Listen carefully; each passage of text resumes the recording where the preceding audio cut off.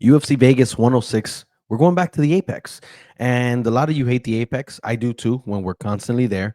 But now and again, they just throw a card in there. I don't mind it. Yes, I prefer the crowds and the excitement, but it is what it is. And I will be honest, when we look at this card, top to bottom, not a lot of names that really stand out or not a lot of great matchmaking. But what I will say is that I feel like there's going to be a lot of finishes this weekend. When I start to break down these fights, you're going to see that there's a lot of gaps, a lot of holes, and more importantly, the odds are insane. And that could be a good thing or it could be a bad thing, right? Because if you're on a lot of favorites, there's not a lot of room. But if you follow along and you've seen 2025 and you understand that MMA is about the craziest sport you could gamble on, you're going to find holes and you're going to put some money where your mouth is and potentially hit like a plus 500 bet. And there's a lot of potential this weekend. So let me break it down. If you're new here, be sure to subscribe. I break down every main card, just about every card. Usually the more important ones, the pay-per-views, but when I have the time, I do the fight nights. And here we are. I'm going to be finding the best bets, going to give you my predictions and my breakdowns. If you want to support, subscribe. And yes, we are plus 36.5 units for the year of 2025 betting. We have a 33.6% ROI.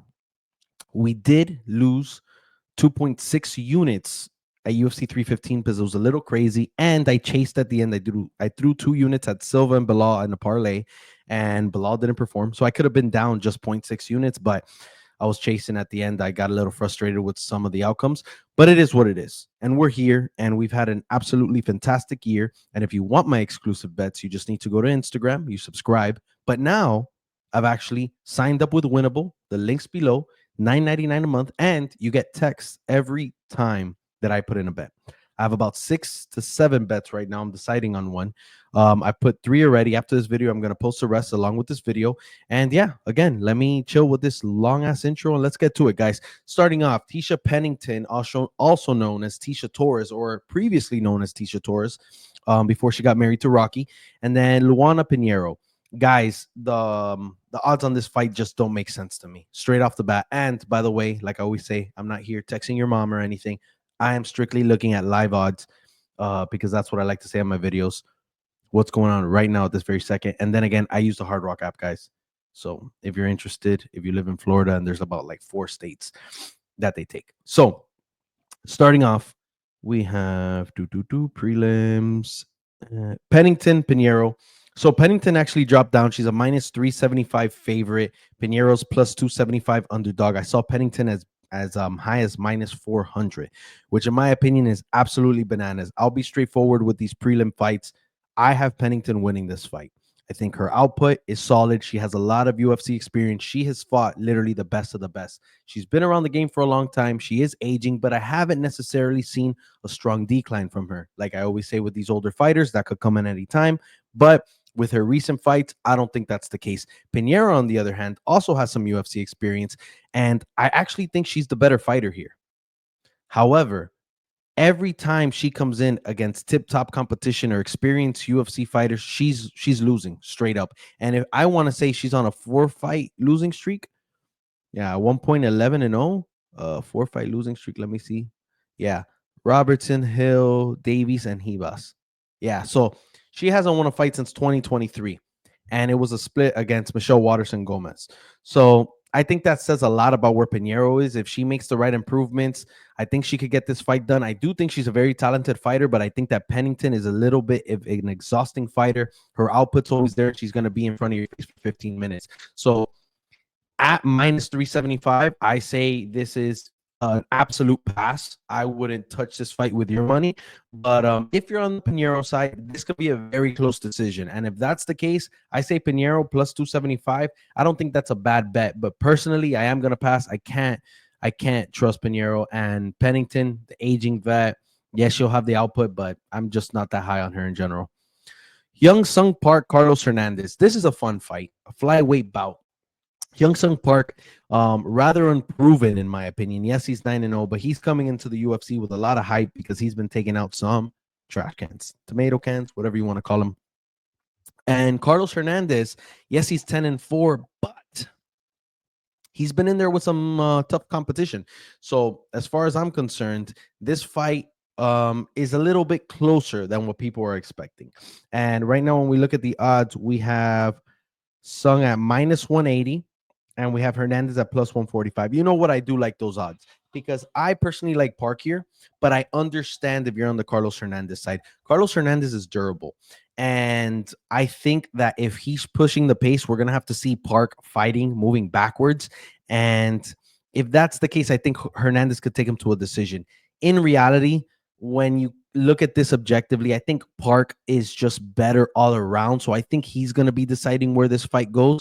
But again, Carlos Hernandez is so durable that I think he could take everything Park has to give and then move forward. So I don't know if we might see Park gas. I don't know if Hernandez might just be on a huge grappling tip, be able to get Park down. Park again could be sneaky. I think he could shoot up if he's taken down. But this is kind of a tough fight because right now the prospects, and especially the undefeated ones, they're like landmines right now. All right, they are a little scary in 2025. But anyway, Carlos Hernandez. Well, the one thing I will say is that two of his losses in the UFC, and this is not supposed to be racist or anything, but they were Asian fighters. He fought Tetsuro Taira and Ray Saruya, two tough dudes. He lost both of those fights. So maybe he's just gonna have this, this spree of losing to Asian prospects, or he's coming for revenge. I'm gonna leave that up to you. I am going Park here. I think he's the overall better fighter. I think he'll come in here, he'll find something, potentially a finish. When we look at that, like I said, I don't think the money line's bad, but if we look for a finish, fight to go the distance, no is plus 165. I think there's some value there. My problem is the durability of Carlos Hernandez here. Winning method: Park by knockout plus 450, Park by submission plus 600, and Park by decision plus 170. So yeah, Park by decision seems to be what the odds makers think is going to happen, but I kind of like, to roll the dice with Park by knockout plus 450. That's something. That's something. I think I think there's some value there. Or just the fight not to go to the distance if you want to play a little, you want to play a little nicer. Next up, Elise Reed, Denise Gomes. All right, guys. Let's start off with the odds. So Denise is minus 600. Insane. Reed is plus 425. This is back to the odds are just insane in this card. And if you fade the right fighter, you are gonna make money. If you pick the right minus 400 to minus 800 favorite and you fade them and you go for the dog, you're gonna make some money. You just got to pick the right one. But it'll happen. It'll happen. I don't think all these favorites are just gonna fly by these fights, but let's see. So Denise Gomes, guys, minus 600. I think she's the athletic fighter. I think she's the stronger fighter. I think she's an all-around better fighter. She could grapple, she could strike, she's powerful. Elise Reed, not much to say about her. I think her striking is decent. She has this really nice jab, but I don't think she's gonna do much here. And at 115 pounds, I think this is a really risky fight to play with. Fight to not go the distance. Fight to not go the distance is plus 130. I am betting that Gomes absolutely fucking mauls Elise Reed. But in any, I think 5 out of 10 times that's the case. The other five, Elise Reed could keep up with her. Gomes takes her up into the cage, gets some control, and Elise Reed could stick around for 15 minutes. I think she still loses the fight, but she could stick around.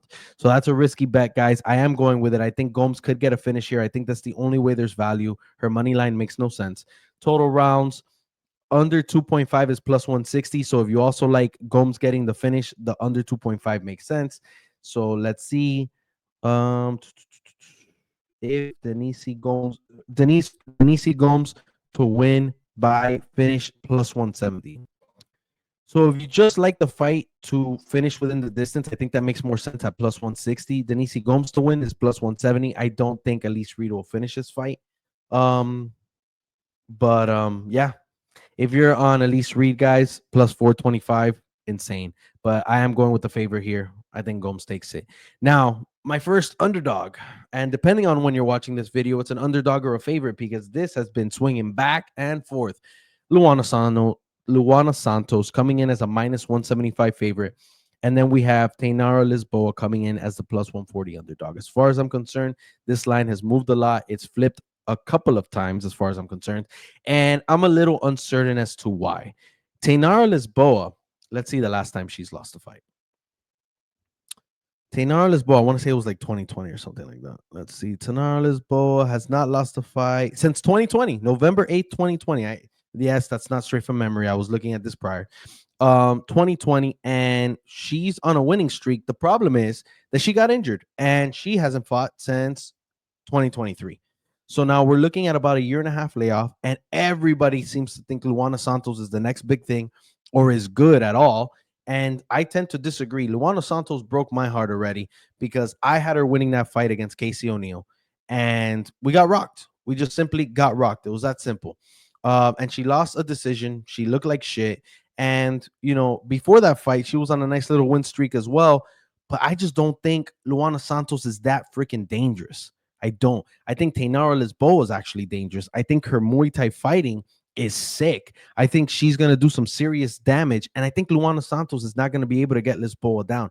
And I'm rolling the dice here that I think that Lisboa will be able to shoot up if she's taken down. My only issue with Lisboa is that she can be taken down. In previous fights, we've seen her taken down. But Luana Santos isn't that, nonstop wrestler who's dominant and just bringing whoever she wants down.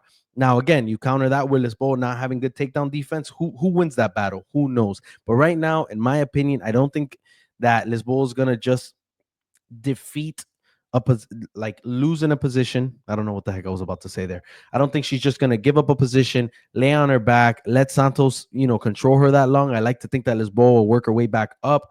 But either way, I'm going to tend to lean with the striker in this particular scenario because I don't think Santos is that dominant, if that makes any sense. I know that was a little crazy, but that's the reality. So here are the things I think about this fight. Lisboa plus 140 underdog. I got her at 125. So I got a bad value on her. I thought she was going to shoot to the favorite. She's still an underdog. Run.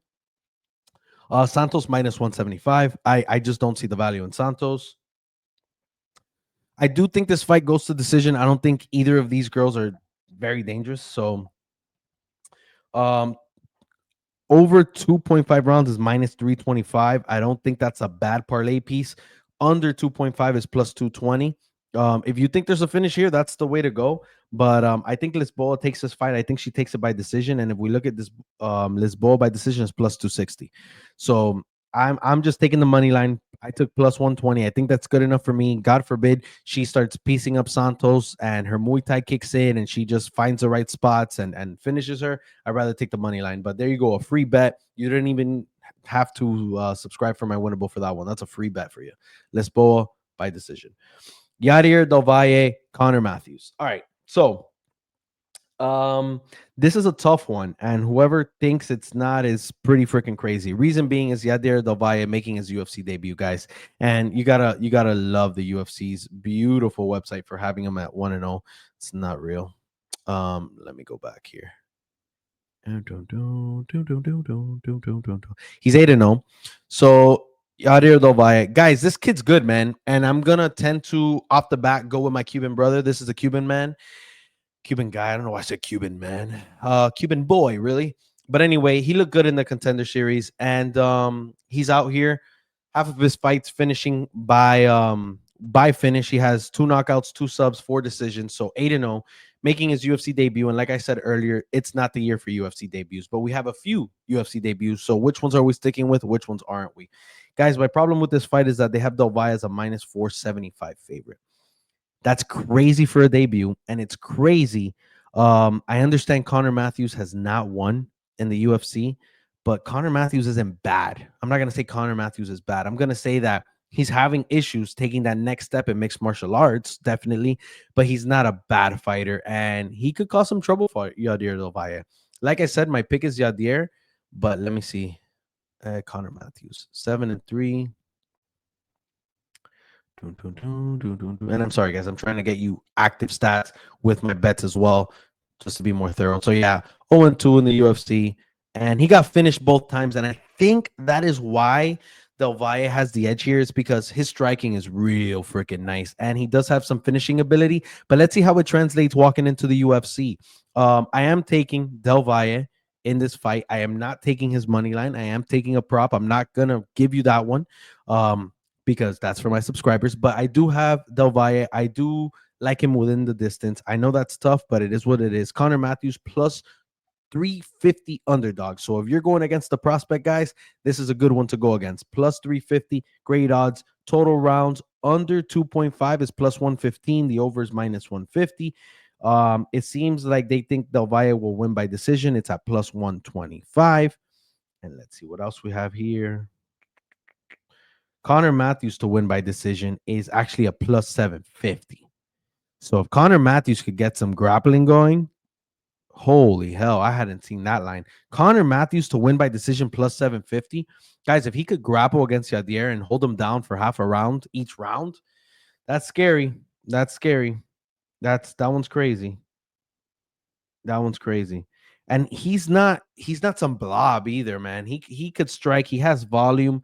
I just think Yadier is gonna get the better shots. And yeah, I'm picking Yadier. Jared Gordon, Thiago Moises. This is a tough fight to call too. It gets a little better, I promise you. The main card is so much easier than the prelims, especially in an Apex card. Jared Gordon, 20-7. Thiago Moises, 19-8. We have Jared Gordon as a -115 and Thiago Moises as a -105. It's a pick 'em right now. I think Jared Gordon's gonna switch when we get closer to the event. I think he's gonna be a full-on favorite. I think he's the fan favorite here. Thiago Moises will be the underdog. And I'm okay with that because I'm going Thiago Moises. So, Jared Gordon. Oh my God, his Tapology picture. He has hair. It looks crazy. All right. 8-6 in the UFC. Guys, I got to be honest with you. I always say Aljamain Sterling is one of the luckiest MMA fighters of all time. When I think about Jared Gordon, I think of one of the unluckiest UFC fighters of all time. That fight against Patty Pimlet, he should have won that fight. He was messing up Bob Green on King Green, and that headbutt messed it up. No contest. And then last but not least, he fought Nasrat Haqparast, and he lost a very close split decision. And honestly, I never rewatched that fight, but in real time, I really did think that Jared Gordon won the fight. I did. I didn't have money on him, but I thought he won that fight, and he lost a split. So he's constantly on the wrong side of the judges, and the wrong side of luck in general. And because of that, as he's aging, I believe he's 36 now. I'm just gonna lean Thiago Moises. I'm not huge on Thiago Moises. I think this fight's a little risky to bet. I will wait for Thiago to become the underdog. But yeah, straight up, I think Thiago Moises needs to worry about Jared Gordon when he comes at him with like a flurry of punches. He needs to get his grappling going. I think he needs to be okay with controlling Jared Gordon on the cage, potentially taking him down, even if it's for a little bit of time. Jared Gordon does have some grappling, but Thiago Moises really needs to mix it up to win this fight. Jared Gordon has fantastic boxing. He could cut the distance easily. He works really well in the pocket. Thiago Moises needs to walk around this octagon. He needs to, really mix it up to confuse Jared Gordon. And yeah, I think this is a really close decision fight, like really close. That's why I'm saying be very careful betting this fight. I'm not confident whatsoever. I really do think this is a split. This could go either way. But if history repeats itself, Jared Gordon's going to be on the wrong side of luck. So, winning method: Gordon by decision +130, Moises by decision +200. I think that's, if you're going to go money line, might as well go decision. My opinion. Okay. Fight to go the distance. Let's see. Yes is -275. No is +200. I really think this fight goes the distance, man. So I might parlay that with something. Let's see anything fun. Gordon by finish +650 for a yes. You never know, man. He has power. Thiago Moises by finish +350. Yes. Yeah. Like I said, I like these guys by decisions, maybe a round line. Like I mentioned, the fight to go the distance is no good. Over 2.5 rounds is -375. Yeah, man. This is crazy. Not a fan. I think I'm staying away from this one, guys. Next up, Gabe Green. And again, the beautiful UFC website doing what they do best. Not only has this guy have no record, he's 0 feet, 0 inches tall. Poor man doesn't have any weight because there's no mass there. And he's unvictorious and undefeated. Mateus Camilo.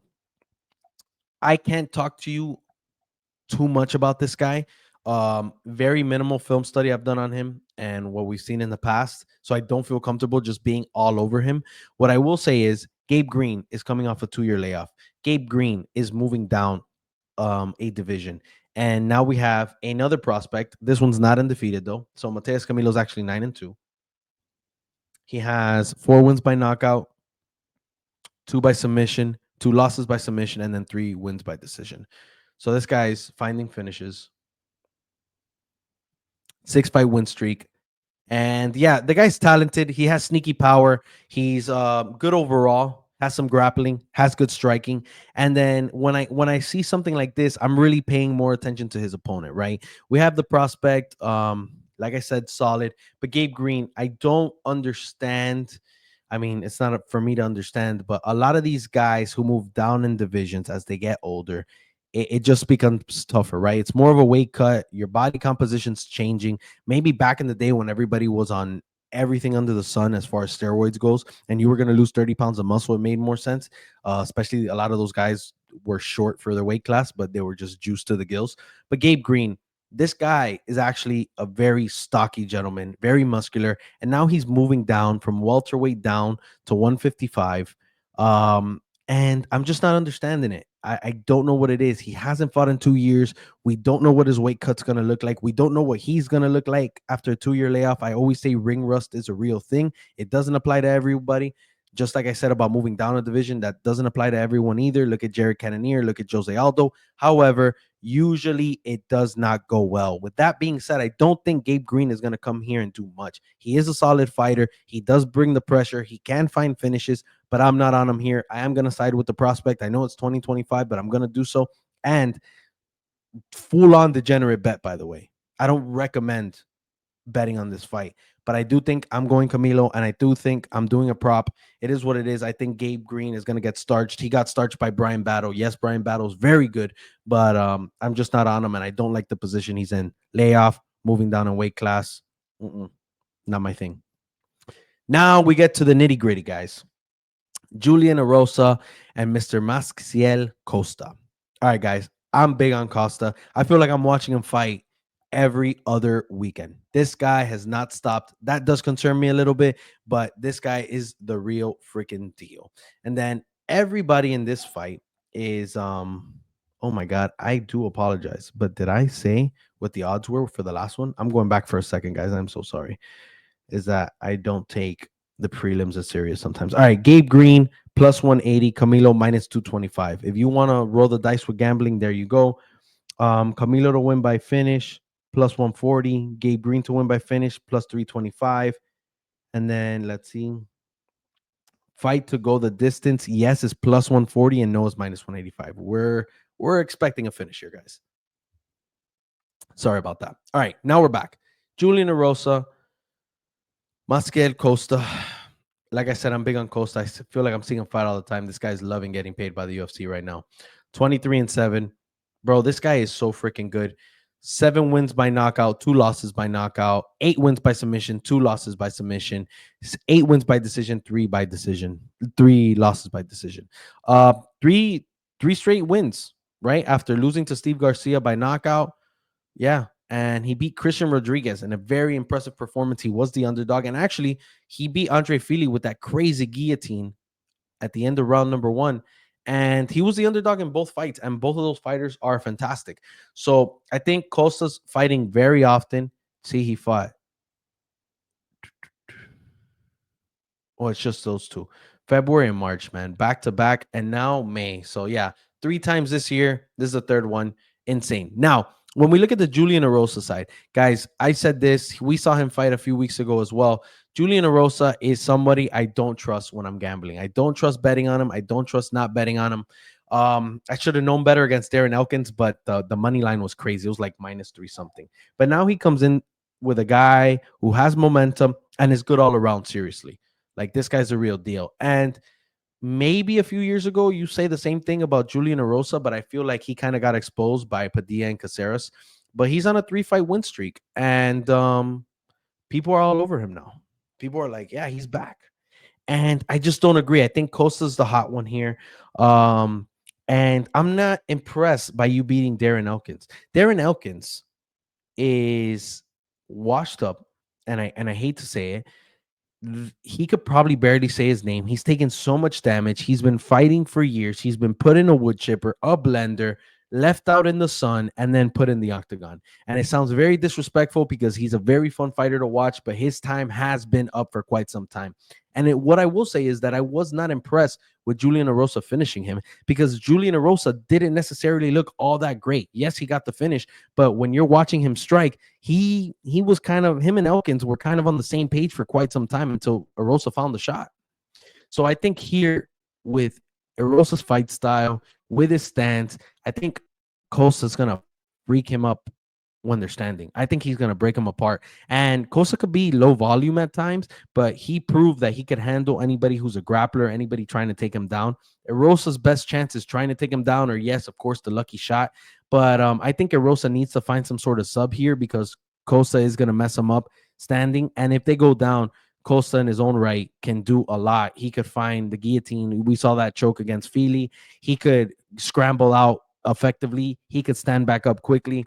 Costa's a real deal. I think he's very dangerous. And right now, our friend is a minus 180. I got him at minus 200. I threw him in a parlay, guys. Now he's minus 180. Guys, if more money comes in on Erosa throughout the week, I might just throw a crazy bet on Costa straight up. But I don't understand it. Erosa plus 145. Underdog, the round line under 2.5 rounds is minus 165. A lot of people think a finish. I think this could go to decision, honestly. Erosa by decision plus 575.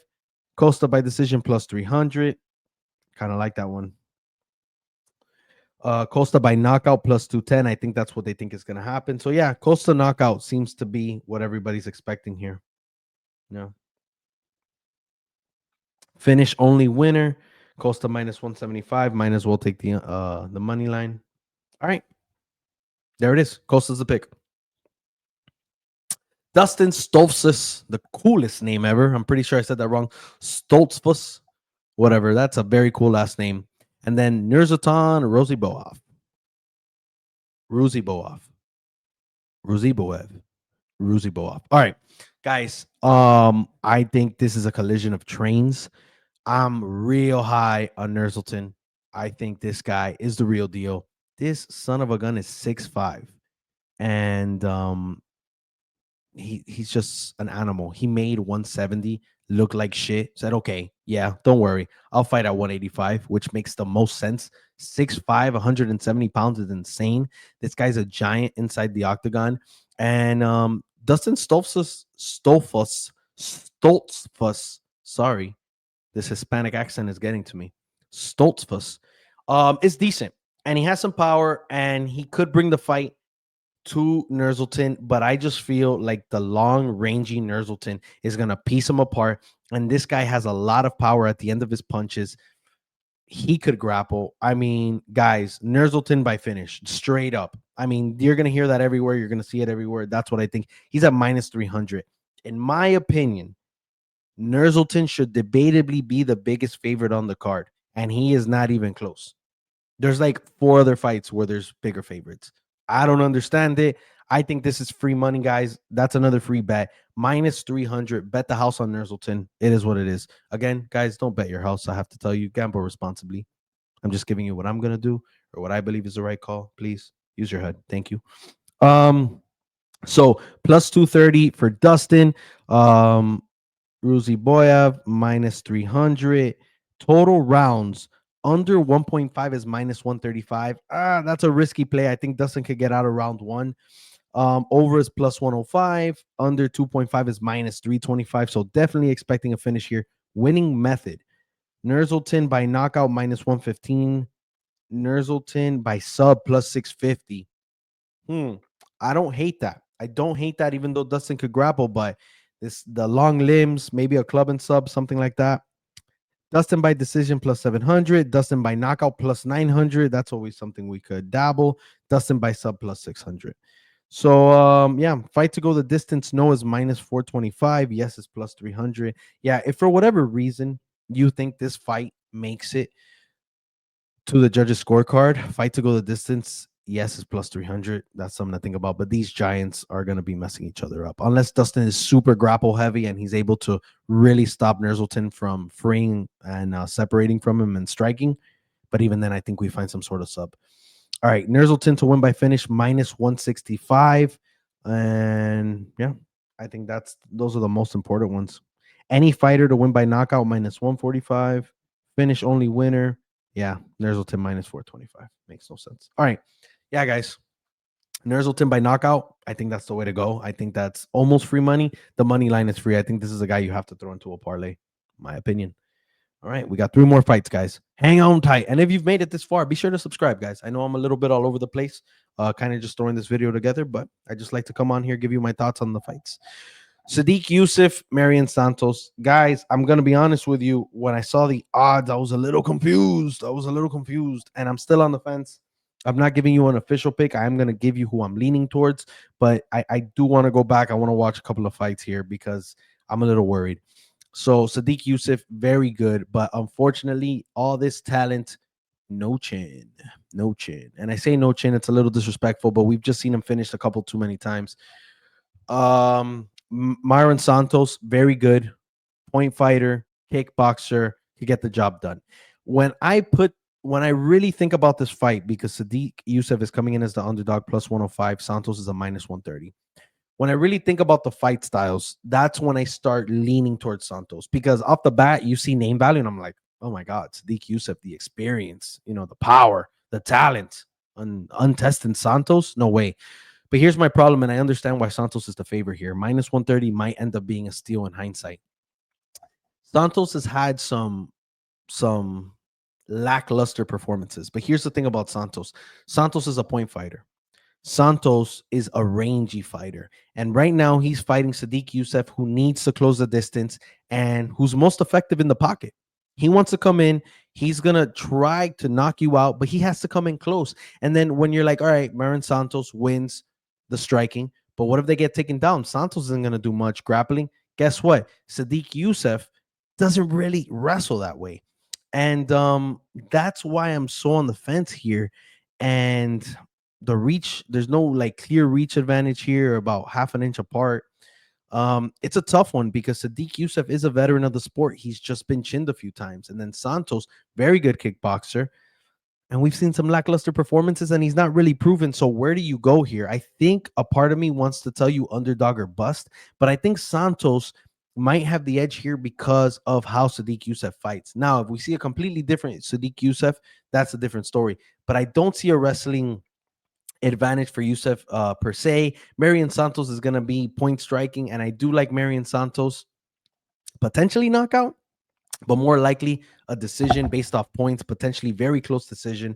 That's that again, not my official pick. So if you're going based off this video, I'm just kind of breaking it down what I think, but so much more in this fight that I want to look into personally as far as watching previous fights. So total rounds over 2.5 is minus 250, under is plus 180. There's a round line for 1.5, over is minus 475, under is plus 300. Winning method, Yusuf by decision plus 195, Yusuf by knockout plus 600. Something to think about there for sure. Yusuf by submission plus 1500, Santos by decision plus 175. That's what everybody's thinking is going to happen. Santos by knockout plus 325, Santos by submission 2250 plus 2250. Fight to go the distance, yes, is minus 200. Some value there. Fight to go the distance, no, is plus 150. Yeah, guys, there's a good possibility that this fight is boring as shit. Like I said, a lot of point fighting from Santos. Sadiq trying to close the distance, land a big shot in the pocket. Maybe it's never there. Santos has good footwork.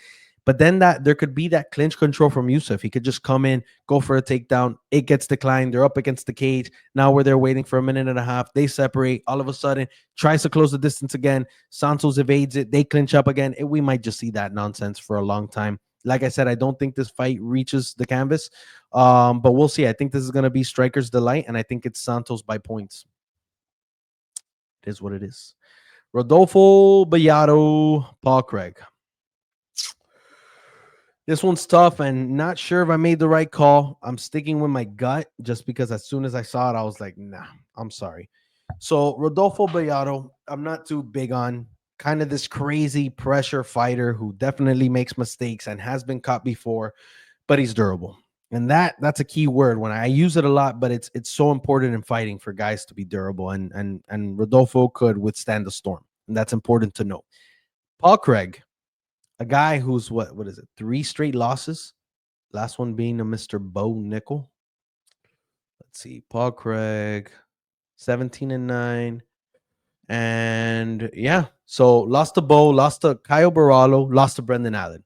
And when I say lost 3 straight fights, that's what I want you to think about. I want you to think about the competition that Paul Craig has fought. Yes, he's older.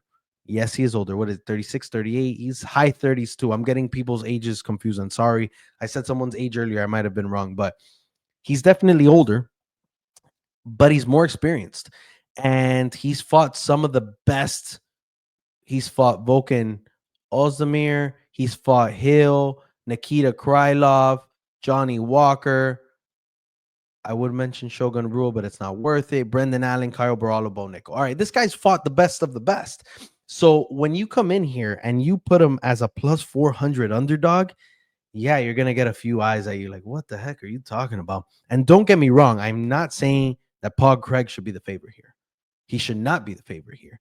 I'm thinking plus 150, plus 100, but plus 400, that's a problem. Rodolfo coming in as a minus 550. This guy's more of a favorite than Ruzi Boyev. What the hell? I just don't see it. I just do not see it. And pardon me if I'm so blind because I'm using Paul Craig's experience to his advantage, but it just doesn't make sense to me. And because of the wide odds, I'm taking him to win this fight. And let's go down. So Rodolfo 4-0. Only notable win, Eor Petoria. And he knocked him out. And that fight was tough for him. Draw against Jimmy Crute. It's Jimmy Crute. I don't know, bro. I'm not on it. Yes, I understand Rodolfo can grapple. I understand that Rodolfo's relentless. He's durable. He is going to push the pace forward. He has a lot of power.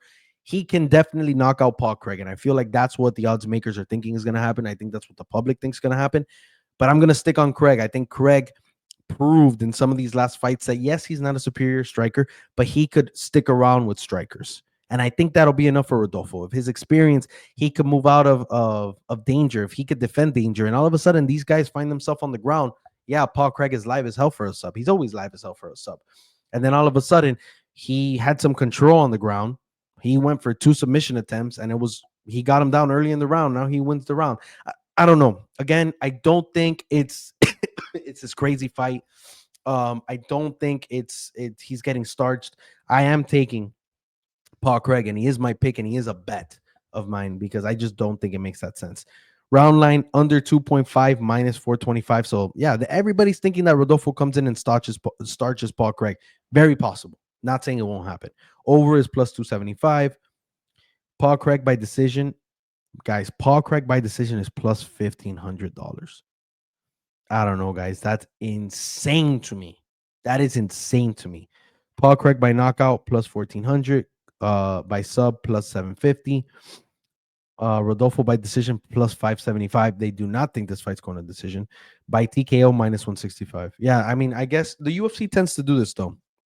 Guys on the retiring edge that they're kind of in between, they feed them to a top dog, they knock them out, they don't do anything nice for them, trust me. Fight to go the distance, yes, plus 400. No is minus 650. Paul Craig to win by finish plus 550. Rodolfo to win by finish minus 260. Yeah, guys, I understand the Rodolfo pick. I understand the Rodolfo bet. I just think the odds are too wide. I am going to gamble here.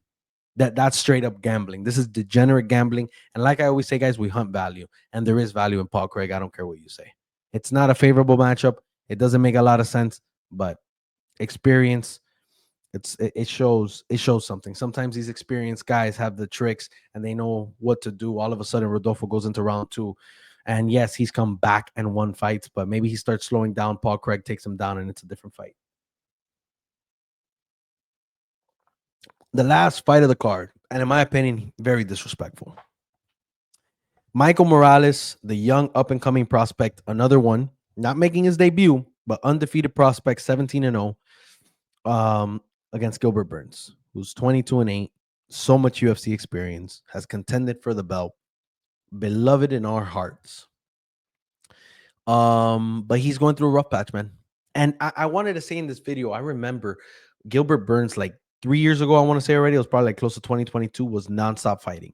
And he took like 3 fights within 3 months. He won them all. Then he fought Hamza. It was a super close fight. And I was like, oh shit, man, he's making another run at the belt. And then he fights JDM after, and he's winning that fight. He could have won that by decision. And I'm like, oh shit. After the Hamzat and JDM loss, I did not count Gilbert Burns out. But when he fought Sean Brady, he looked slower to me. It looked like age finally got to him.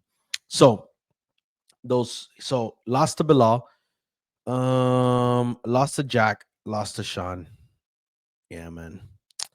And then it wasn't 3 fights, it was just 2. Oh, I guess he had taken these real close. He fought Neil Magny after the Hamzat. It was like crazy. That was 22. Then fights Neil Magny, subs him, then beats Jorge Masvidal. Again, at the time, he was on his way out, but still, I was like, oh, he's making a run. Then he fights Bilal, loses decision, fights Jack Della Maddalena. I did not think he looked like shit there at all. And then finally against Sean Brady, I was like, okay, I think it's time. And back to what I was saying, the UFC does no favors to these guys who are on the fence of retirement. And I really do think that a loss here could send Gilbert Burns out the door. High probability of that, really. We've seen him cry after, I believe, was it the Jack loss? Yeah, I think he was crying after. Then he got, the Sean Brady loss was just rough. He got dominated. He did not look good in there. He was a step behind. He was slower, and I'm writing on that. I do think the odds are disrespectful. Gilbert Burns as a plus 550 against an up-and-coming, untested prospect, Michael Morales, is insane. And this is what I'm going to say about Michael Morales. So let's go to him now. And I said a very important word there. I said untested. And that is relevant because he's only fought Neil Magny, Jake Matthews, Max Griffin. Everybody else, I don't want to shit on everybody he's fought, but I'm shitting on everybody he's fought. Those 3 guys are nowhere near Gilbert Burns. Nowhere near him, nowhere near where he's been in his career, nowhere near talent, nowhere near work ethic, nowhere near nothing. Not a thing. And I know I used a double negative there. And I'm here to say that I do pick Michael Morales, but I'm here to say if you take a Michael Morales money line and throw it in any parlay, please call a hotline, call a doctor, get a prescription medication, get yourself in a straitjacket. You shouldn't be gambling because that's absolutely insane. If you want some crazy value and you want a real degenerate bet, you go Gilbert Burns money line. That's simple. That's simple because a part of me says, yes, Michael Morales should win this fight. Michael Morales is the young up-and-comer, very talented. Oh, his reach advantage is like some insane shit in this fight.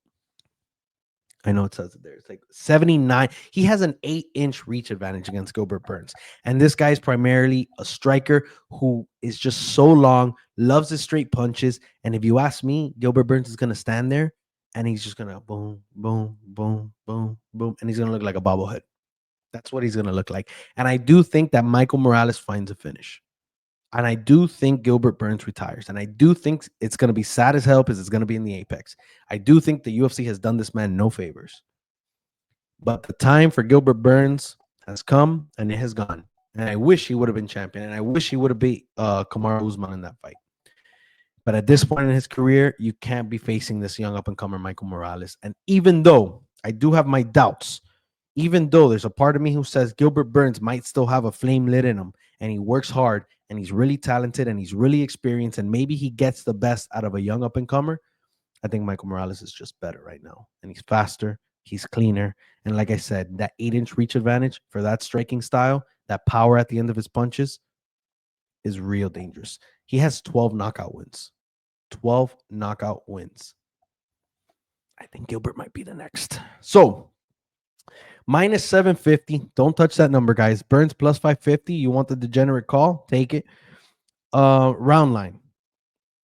Over 2.5 rounds is minus 165. There's some value there. Under is plus 125. Under 3.5 is minus 130. Over 3.5 is plus 100. If you think this is going to be a decision fight, your round line might be your saving grace.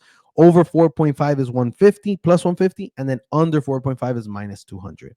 I personally think Morales is going to find the finish in this fight, but I could easily see this going to decision, right? So you got to be very careful on what you're betting here and how you think this fight's going to go. If Gilbert Burns comes in like he did against Sean Brady, I think he gets starched. If he's gone back, hopped on some TRT, has a little more energy, looks a little better, then this could be a really close fight. So Gilbert Burns by decision, 1,200, plus 1,200. Burns by knockout plus 1750. Burns by sub plus 1300. Morales by decision plus 240. Morales by knockout minus 145. So that's what everybody thinks is going to happen.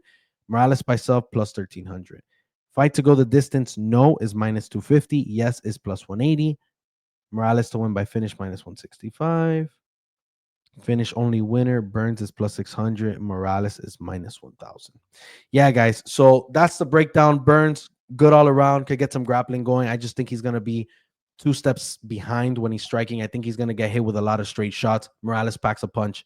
He's going to break him down little by little. I'd say 3rd round TKO. I think I'm going that way. Either way, guys, I know I yapped 45 minutes. Not my most thorough video. I was a little unprepared today, but I wanted to come on here, get you a video, get you my picks. Again, if you're interested in my exclusive bet, I'm leaving the Winnable link below, or go check out my Instagram. If you're out of the country, you're going to have to go through Winnable. Let me know what you think. Leave comments. I appreciate all the love always. Have a good one.